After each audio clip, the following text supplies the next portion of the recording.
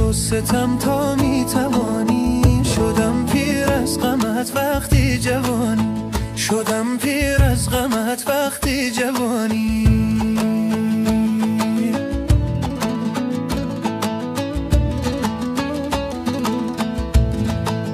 صدایت را دریغ کرده تو از من، مرا دایم به آتش میکشانی، مرا دایم به آتش میکشانی.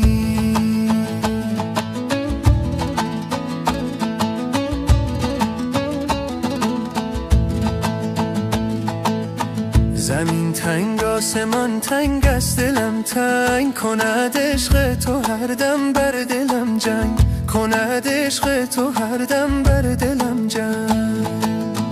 همه گوید دل من این سخن را، که آن دل بر نمود از عاشقش ننگ، که آن دل بر نمود از عاشقش ننگ.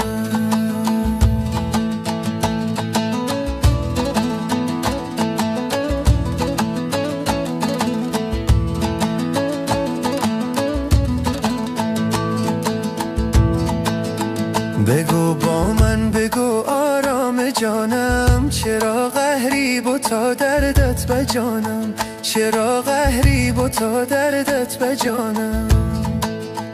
نگفتم با کسی من هیچ و حرفی، به جز مهر تو و آه و فغانم، به جز مهر تو و آه و فغانم.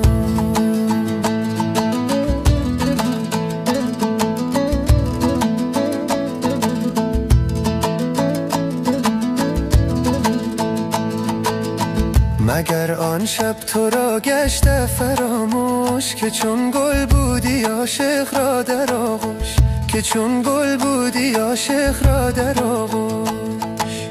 چی می گفتی ز چی به مروت، نمودی حرف اغیار مرا گوش، نمودی حرف اغیار مرا گوش. همین است آخرین پیغام عاشق، تویی صبر و تویی آرام عاشق، تویی صبر و تویی آرام عاشق. به یادت زنده ام تا جانو دارم، تویی افسانه ایام عاشق، تویی افسانه ایام عاشق.